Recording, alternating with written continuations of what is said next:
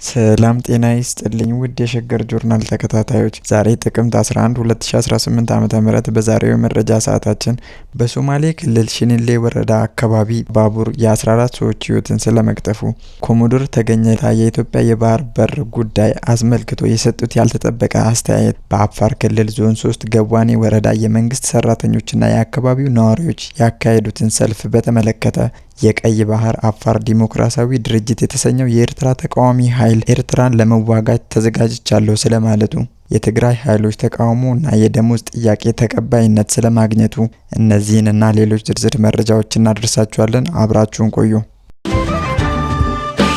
በሶማሌ ክልል ሽኒሌ ወረዳ አካባቢ በድሬዳዋ ደወሌ የባቡር መስመር ላይ ባጋጠመ ድንገተኛ አስከፊ አደጋ የ14 ሰዎች ህይወት ሲያልፍ 29 ሰዎች ደግሞ ከባድና ቀላል የአካል ጉዳት እንደደረሰባቸው የሸገር ጆርናል ምንጮች አረጋግጠዋል። አደጋው የደረሰው ትናንት ሌሊት 8 ሰዓት ገደማ ሲሆን መነሻውን ድሬዳዋ በማድረግ ወደ ደወሌ በመጓዝ ላይ የነበረ የህዝብ ማመላለሻ ባቡር ላይ መሆኑን መረጃዎች ያመለክታሉ።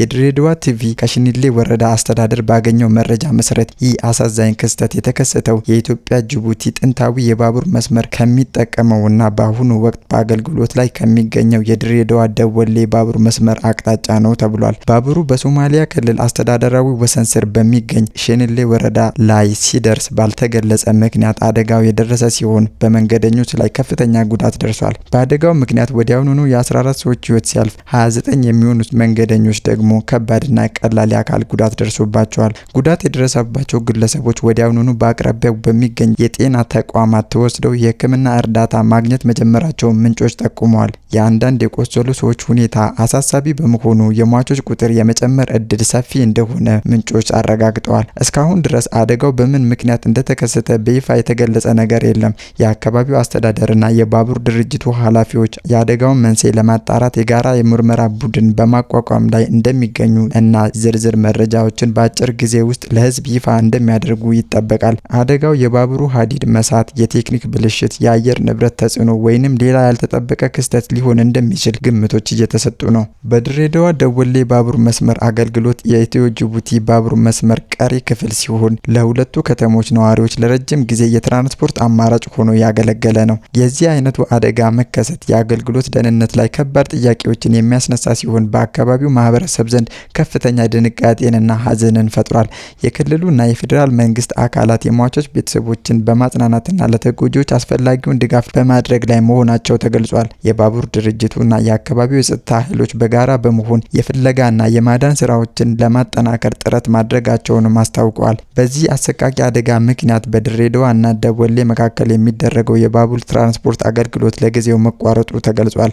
ይህ የእግድ እርምጃ ለአደጋው መንስኤ ምርመራ አስፈላጊ መሆኑ የተገለጸ ሲሆን አገልግሎቱ የሚሰጥበት ቀን በምርመራ ውጤት መሰረት ይፋ እንደሚሆን ይጠበቃል። የህይወትና የአካል ጉዳት መጠኑ ከፍተኛ በመሆኑ የፌዴራል ትራንስፖርት ሚኒስቴርና የባቡር አስተዳደር የደህንነት ስርዓቱን በጥልቀት እንዲመረምሩና ከዚህ በፊት ለተነሱ የደህንነት ስጋቶች ምላሽ እንዲሰጡም ጥሪ ቀርቧል።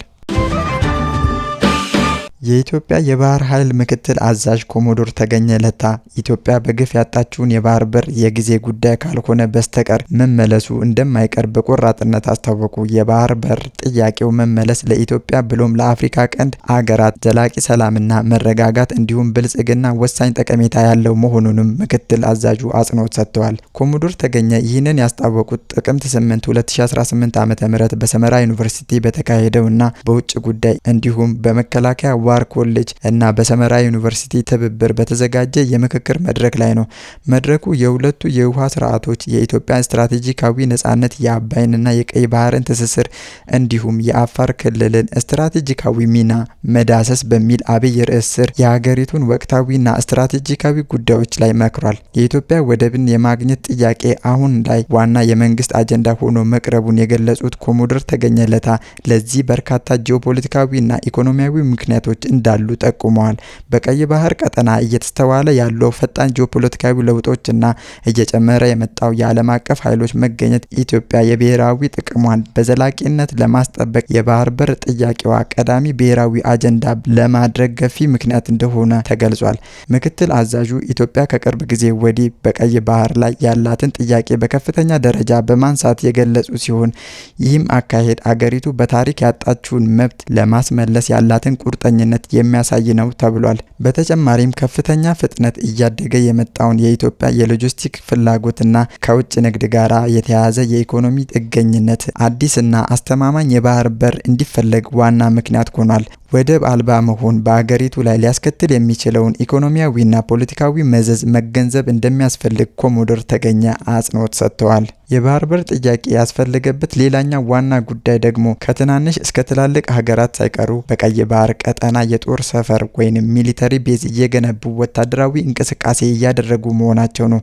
ምክትል አዛዡ እንደገለጹት ይህ ክስተት ኢትዮጵያ የራሷን የባህር ኃይል እንቅስቃሴ የምታደርግበት ወደብ እንዲኖራት ሌላኛው ቁልፍ ምክንያት ነው ብለዋል። ኮሞዶር ተገኘ ለታ በቀጠናው የሚገኙ እነዚህ የጦር ሰፈሮች ይዘውት ሊመጡ የሚችለው ውስብስብ ችግር መኖራቸውን በመተንበይ ኢትዮጵያ አሁን ላይ ያለውን ጂኦፖለቲካዊ ሁኔታ ተገንዝባ አስፈላጊውን ዝግጅት ማድረግ አስፈላጊ ደረጃ ላይ መደረሱን ገልጸዋል። በመሆኑም የጦር ሰፈሮቹ በቀጠናው መኖር ይዟቸው የሚመጡ ችግሮች ቀድሞ በመተንበይ በመዘጋጀት የሀገራችንን ብሔራዊ ጥቅም ማስጠበቅ ላይ ያተኮረ ዝግጅት ማድረግ አስፈላጊ የሆነበት ጊዜ ላይ ደርሰናል ብለዋል። ይህም ዝግጅት የሀገሪቱ ሉዓላዊ ደህንነት፣ ኢኮኖሚያዊ ህልውናና የቀጠናውን ሰላም በማስጠበቅ ረገድ ትልቅ ሚና እንደሚጫወት ኮሞዶር ተገኘ አመላክተዋል። የኢትዮጵያ የባህር በር ጥያቄ በሰላማዊና ዲፕሎማሲያዊ መንገድ እንዲሁም ዓለም አቀፍ ህጎችን መሰረት በማድረግ የሚካሄድ እንደሆነ ከፍተኛ የመንግስት ባለስልጣናት በተደጋጋሚ መግለጻቸው የሚታወስ ነው። የኮሞዶር ተገኘ መግለጫ መንግስት ለዚህ ስትራቴጂካዊ አጀንዳ የሰጠውን ከፍተኛ ትኩረትና ቁርጠኝነት የሚያሳይ ነው።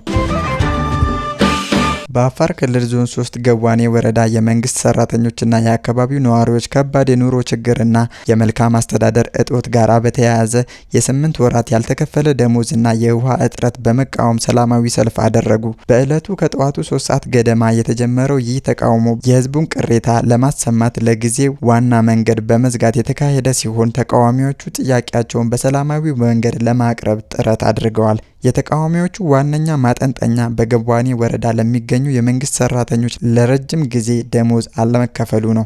እንደ ሰልፈኞቹ ገለጻ የ2017 በጀት ዓመት የ5 ወራት ደሞዝ እንዲሁም የ2018 በጀት ዓመት የሐምሌና የነሐሴ እንዲሁም የመስከረም ወር ደሞዝ ጭምር ሳይከፈላቸው ቀርቷል። ይህም በአጠቃላይ የ8 ወራት ደሞዝ መዘግየትን ያሳያል።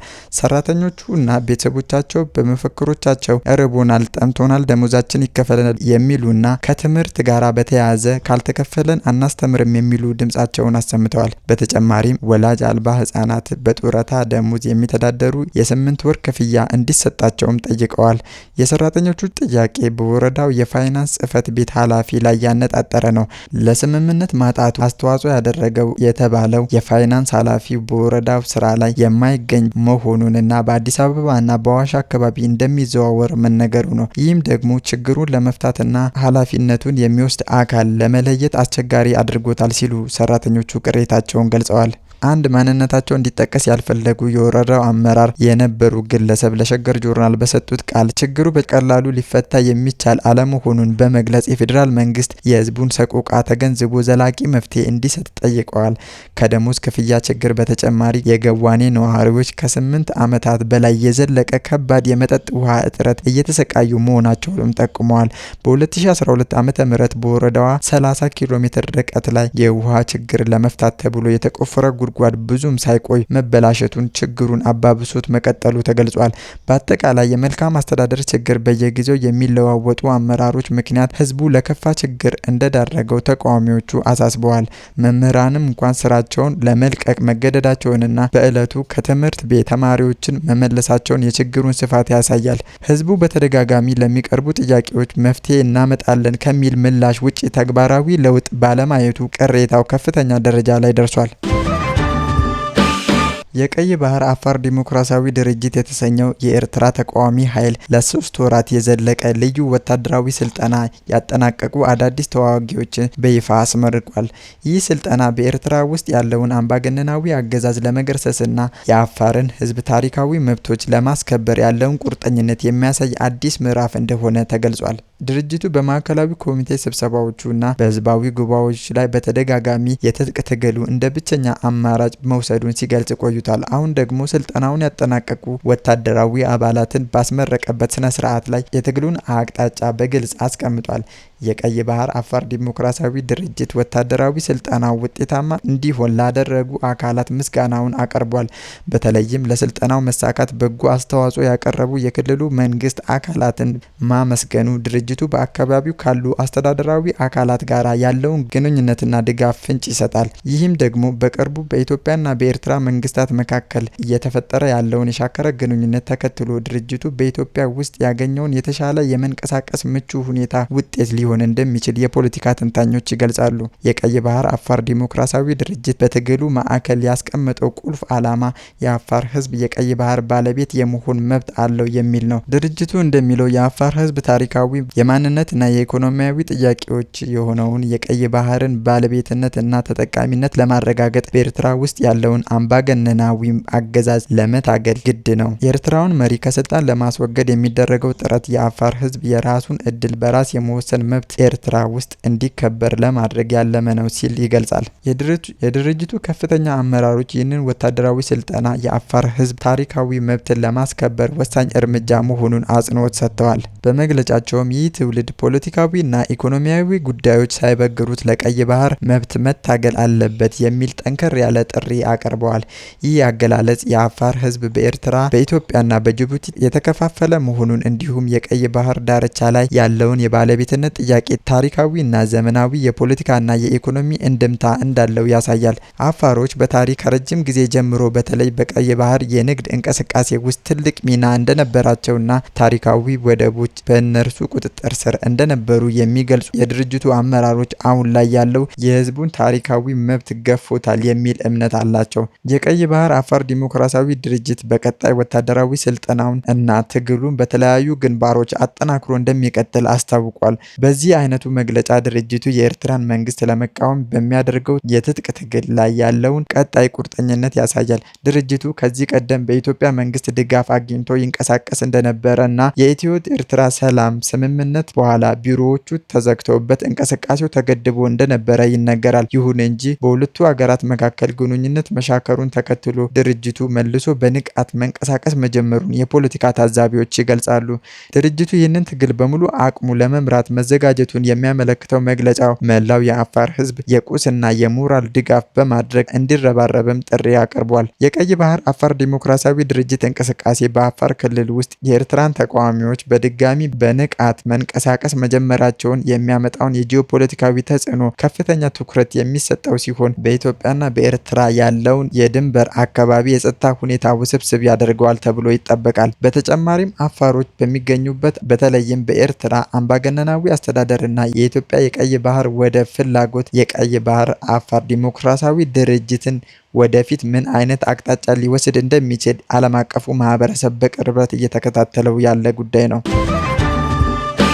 ባለፈው ሳምንት ሰኞ በመቀሌ ከተማ መንገድ በመዝጋት የተጀመረው የትግራይ ክልል ኃይሎች ሰልፍና ተቃውሞ የክልሉ ዋና ከተማ ጨምሮ በርካታ ከተሞችን በማካተት ሰሞኑን ተንሰራፍቶ ሰንብቷል። በመሰረታዊነት የደሞዝ እና የጥቅማጥቅም ጥያቄዎችን ሲያቀርቡ የትግራይ ጊዜያዊ አስተዳደር ከፍተኛና ወታደራዊ አዛዦች በሰልፉ ምክንያት የመንገድ መዝጋት እርምጃ በይፋ አውግዘዋል። ነገር ግን ጥያቄያቸው ትክክለኝነትን አረጋግጧል። የተቃውሞ ማዕከል መነሻ መቀለ ሲሆን መሆኒ፣ ውቅሮ፣ ግራት እንዲሁም እንደ ማይጨውና ተንቤን ባሉ ወሳኝ አካባቢዎች ቀጥሏል። የክልሉ ዋና ዋና ከተሞችን የሚያገናኙ መንገዶችን ለቀናት በመዝጋት ኃይሎቹ የክልሉን እንቅስቃሴ ለጊዜው ሽባ አድርገውት ነበር። የኃይሎቹ ዋና ትኩረት ነጥብ በጦርነቱ ውስጥ ካለፉበት ጊዜ አንጻር የሚገባቸውን የደሞዝ እና የጥቅማጥቅም ጉዳዮች በአፋጣኝ እንዲፈቱ የሚጠይቁ ናቸው። ኃይሎቹ ለአስቸኳይ ምላሽ የሚሹ መሰረታዊ የኑሮ ውጣ ውረድ ጥያቄዎችን ሲያቀርቡ፣ በአንዳንድ አካባቢዎች ደግሞ የክልሉን ወቅታዊና የፖለቲካ አመራር አቅጣጫ የሚተቹ ወይንም የክልሉን የወደፊት እጣ ፈንታ የሚመለከቱ ፖለቲካዊ ይዘት ያላቸውን ተቃውሞዎችን ሲያሰሙ ቆይተዋል። ይህ ጥያቄያቸው ቅይጥ የክልሉን አስተዳደር ውስብስብ ፈተና ውስጥ የከተተ ጉዳይ ሆኗል። የትግራይ ክልል መንግስት ሚዲያዎችና የህወሓት ልሳናት ጉዳዩን ከመዘገብ ተቆጥበው ቆይተዋል። ይሁን እንጂ በትናንትናው ዕለት እነዚህ ሚዲያዎች አቋማቸውን በድንገት በመቀየር ሰልፉ የሚኮንንና የሰራዊት አባላቱ በድርጊታቸው ይቅርታ ስለመጠየቃቸው የሚገልጹ መረጃዎችን በስፋት አሰራጭተዋል። ይህ ለውጥ በተቃውሞ ተጽዕኖ የክልሉን መንግስት የወሰደውን የቁጥጥር እርምጃ መሆኑን የፖለቲካ ተንታኞች ይገልጻሉ። የተቃውሞ መሪዎች ያቀፏቸው በመቀሌ የነበሩ የትግራይ ክልል ኃይሎች አባላት በትናንትናው ዕለት በመቀሌ ሐውልቲ ሰማዕታት አዳራሽ ሰፊ ስብሰባ ያደረጉ ሲሆን በስብሰባው ላይ ከተገኙ ከፍተኛ የትግራይ ኃይሎች አዛዦች መካከል የሆኑት ጀነራል ዮሐንስ ወልደ ጊዮርጊስ በግልጽ ንግግር አድርገዋል። ጀነራሉ የተቃውሞ ሰልፎችን እና በተለይም መንገድ የመዝጋት እርምጃዎችን የክልሉን ደህንነት የሚያናጉ እና ተቀባይነት የሌላቸው መሆናቸውን አስገንዝበዋል።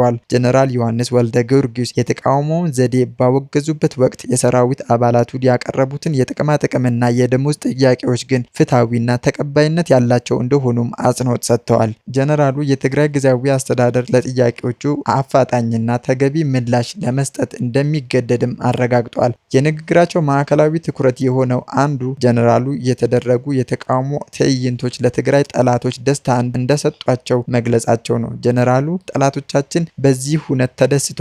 ከዚህ በፊት መቀለ ሲገቡ እንደዚህ የተደሰቱ አይመስለኝም። ሰራዊታችን ጥያቄ ጠየቀ እንጂ ትግራይን አሳልፌ እሰጣለሁ አላለም።